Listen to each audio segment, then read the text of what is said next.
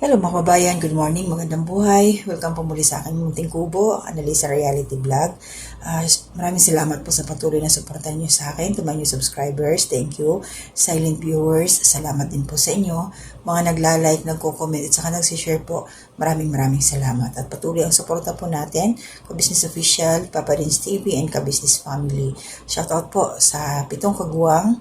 So, kilala nyo na sila. At kung may time pa ako mamaya, sasabihin ko kung sino-sino para doon sa mga baguhan pa lang. At ganoon na rin po yung aking mga kasama, mga reactors. So, ito po, ano yung stand ko patungkol dito sa hiniling ni Bong na last chance sa Family Ka Business? Kasi, nung nakulong na siya, ayun, bumisita yung kanyang mga kapatid na kagwang. Sila Abay Papaya, doon din sila, Kuya Buknoy, pumunta din, and family, pati sila Nika Intoy, pumunta rin sila doon. Siyempre, naghatid ng makakain ni Bong, damit, mga personal needs, habang nasa loob siya ng pangangalaga ng barangay, habang nakadetain siya doon. At yun nga, itong pumunta na doon sila Pinuno Ka Business, kasama si Mrs. Ka Business. Shoutout pala si Sir Wakiwak ng punta rin to doon, sabay nila sila Abay Papaya. Yung mga una pang mga araw. So dito lang ako na dito nung pumunta na sila Pinuno Ka Business. Oo, alam ko, marami tayo dyan sa comment section ang nagsasabing parang hindi naniniwala na sa sinasabi ni Bong. Nung pumunta doon sila Bay, tinitingnan ko yung mukha ni Bong. Parang mix pa eh. Parang gusto niyang, nanghingi nga siya ng chance na kung sakaling uulit pa siya, diretso na siya doon sa kulungan. Diretso na talaga, tuluyan na daw siya. Iniisip ko kasi sariwa pa eh. Baka mamaya, gumagawa lang si Bong ng paraan para palabasin siya doon, tapos biglang balik na naman sa dati. So ito na, nung dumating na sila Pinuno Ka Business, si Mrs. Ka Business. Siyempre kinuusap siya. Nagulat ako nung lumuhod si Bong kay Mrs. Ka Business.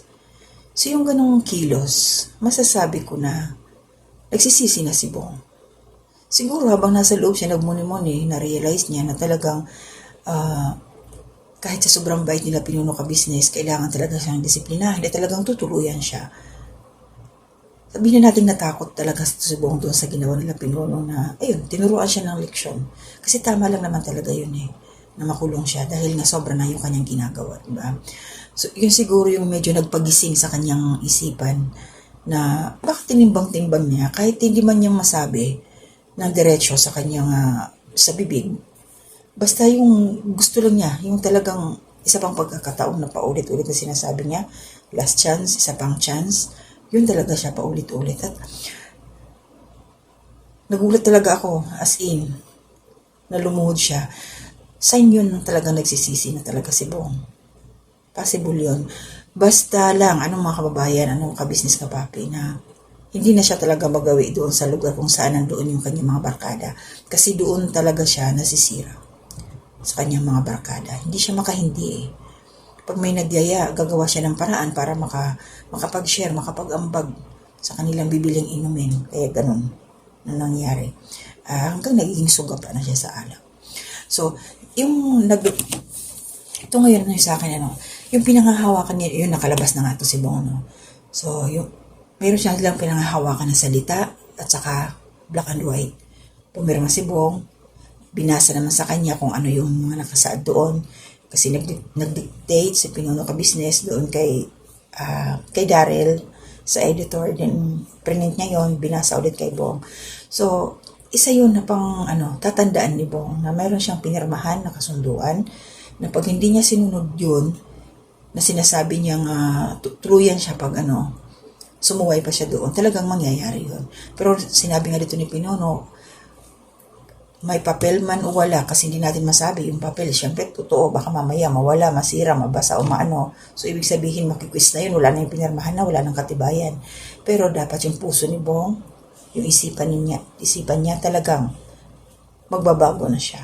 Kasi yun ang importante. May papel o wala, basta nasa kilos mo, hindi mo na uulitin, nagtanda ka na, natuto ka na, na-realize mo na yung pagkakamali, kahit walang kasunduan, magbabagong buhay ka talaga. Kaya yung mga syempre, ano tayo kumbaga, naninimbang, nandoon na yung parang hindi tayo naniniwala sa sinasabi ni Bong kasi nga paulit-ulit na rin siyang di ba nagsisinungaling at hindi tumutupad sa usapan. Siguro sa pagkakataon na to, bigyan na natin siya ng last chance na sinasabi niya at ayun, tiwala tayo kay Pinuno Ka Business na kung sakasakali nga talagang lumabag ito si Bong sa kanilang napagkasunduan, so alam na niya kung saan siya mapupunta. Ba? So, kahit sino naman may may chance. Ayan, maraming chances na ibinigay kay Bong. So, ito na talaga yung pinakahuli na sa kanya. So, yun lang mga kababayan. Suportahan lang natin si Pinuno Ka Business kung ano naman ang kanila pang magiging plano para kay Bong. Dahil sila naman ang talagang laging kasama. Sila ang nakakaalam personal on at saka off-cam ni Bong na pag-uugali. At saka yung makikita natin talaga, mabait sa mabait. Hindi naman siya yung katulad ng iba na talagang as in pasaway na mananakit ng ibang tao pag nakakainom, pero hindi naman talaga ganun si Bong. Kaya kahit pasaway siya, marami pa rin nagmamahal sa kanya. At maraming naiyak dahil nga, sabihin natin salbahay, sutil. May pagkasutil talaga si Bong. Kaya lang, naging pa rin talaga yung kabutihan ng kanyang puso. Huwag lang mahahaluan ng mga pinagbabawal na mga elemento na nakakasira ng isipan, na makakasira sa kanyang katawang tao. Diba? So, alam ko marami ngayon, masaya tayo sa nakikita natin kay Bong, pero yung iba, nauumay na, paulit-ulit na lang, pero hindi natin pagsawaan yung katulad niyan, katulad ni Bong, kasi tamang nood lang ho tayo. Wala ho tayo sa aktual na nagsasakripisyo talaga kay Bong. Ang mas lalong nahihirapan dyan, ang ka-business family, yung mga kagwangs, na nandoon talaga sila kakasama ni Bong. Kaya tayo support lang. Huwag tayo mag-skip ng ads para tuloy-tuloy ang pagkilos ng ka-business family. So, huwag ko tayo mag-isip ng mga negatibo na pati tayo may stress. So yun po mga ka-business naming minamahal, nandito na po ang mga bagong produkto na iniendorso ng ka-business family. Ayan po mga ka-business, meron po tayong mga bagong product na inilo-launch. No, ito po yung ating gagamit sa pang-araw-araw na buhay natin sa car and motor na accessories. Oh, wow. Ayan, meron po tayong tire block, meron din po tayong magic gatas mga ka-business. Ito po yung pampakintab. At meron din tayong pampabango ng sa helmet, no po.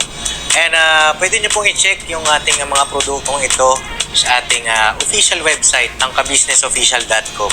Lahat po ito ginagamit ng ka-business family at yun, garantisadong epektibo ka-business.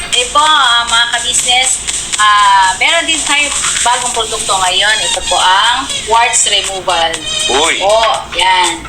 At saka meron din po siyang cream. Effective din po yung mga ka-business. Konting patak na lang po. Antayin niyo lang siyang matuyo at siguradong warts removal agad. Wow! At meron din po tayo hair grower. Ito po yung pang-patubo ng buhok. Sa mga nagkakaroon po ng hair loss, try niyo po mga ka-business. Subukan ang ating hair grower. At meron din po tayong panibagong coffee. Ito po ang ating insulin coffee. Para po ito sa mga diabetic na person. Yan. Insulin green coffee with banaba, ampalaya, turmeric, mangosteen, agaricus, mushroom, moringa, lemongrass, clean coffee bean, and non-dairy creamer. At meron din po siyang stevia mga ka-business.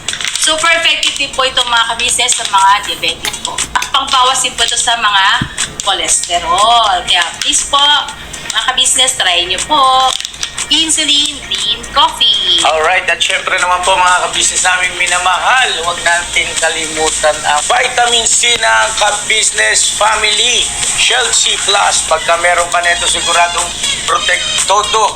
So right mga ka-business namin minamahal, ano pa inaantay nyo? Please, bumili na kayo ng mga produktong inendorso ng ka-business family, hindi lamang para mapanatili ang good health ng buong pamilya, kundi syempre makakatulong pa tayo sa ating mga kababayan na higit na nangangailangan.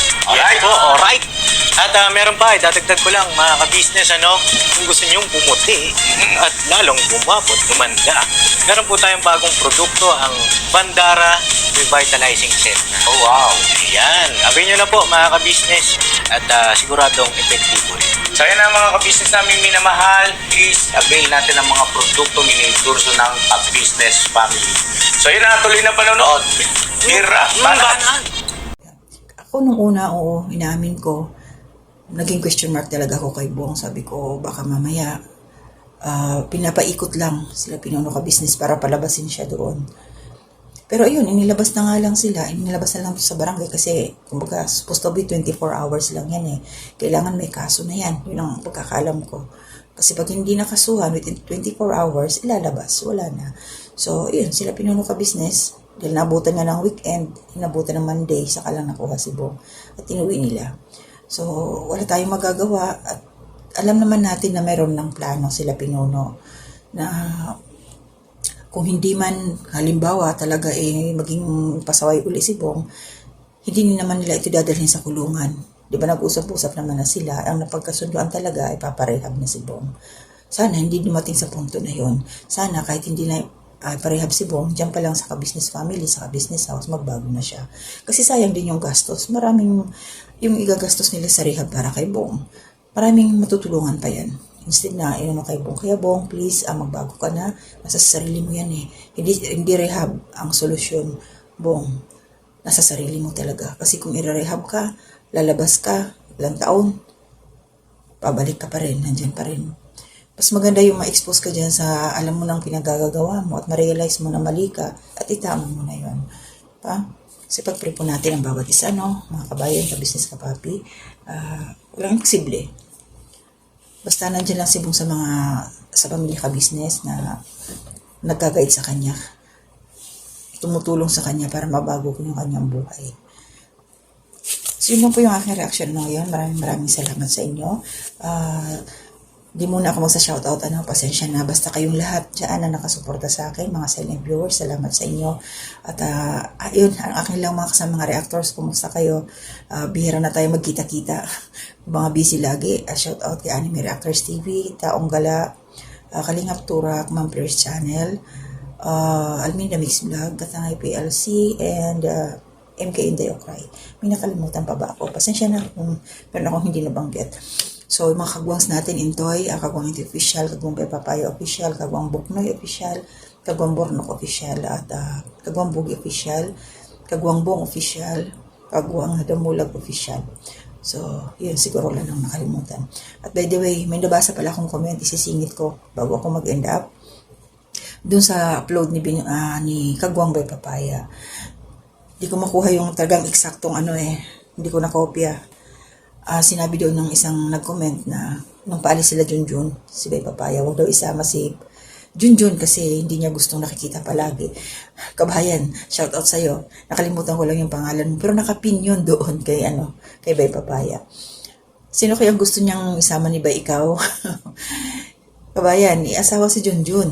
Siyempre, sidekick yan. Kung saan si Bay nandun, si Junjun. Pamilya niyan eh. Maging na lang po tayo. Maging masaya tayo para sa kila Junjun. Mabait naman si Junjun eh. Ano bang problema niyo sa kanya? Siguro, nyo lang, baka yung pag nagsalita siya gano'n na madaldal din kasi. Parang ako, sabay gano'n eh. Diba, Junjun? Go lang kayo. Sa susunod ba, ito lang yung opinion ko. Kasi maraming sinagot siya. May reply doon si Bay doon sa nag-comment na yun. Okay na yung Bay, wag mo na lang pansinin. Lalo mong inisin. Sabay ganun ang mainis na lang, bahala siya, pumikit na lang. Hindi naman siya kilala. Parang ba yung pangalan niya? Baka magkamali ako. Helma ba yun? Pasensya na kung mali. Pakicomment na lang yung nakakaalala dyan. So yun lang po yung aking reaction ngayon. Patungkol kay Bong Harinawa, tuloy-tuloy na yung kanyang pagbabago. Na hindi niya tayo niluloko lang at hindi niya niluloko din ang ka-business family. Sana totoo yung kanyang Baka mamaya, sabi nga ni Papa Dins, pag nagsawa na siya, nainip sa ka-business, sa ka-business house, biglang umalis, pero lagi siya namang may kasama pag lalabas. Sana, habaan ni Bong ang kanyang pasensya at sana magbago na talaga siya. matuto na siya sa nangyari sa kanya. So, ito lang muna ngayon. Wala pa rin tayong ads, pero continue lang po ang buhay. Maraming salamat po. Mag-iingat tayong lahat. To God be the glory.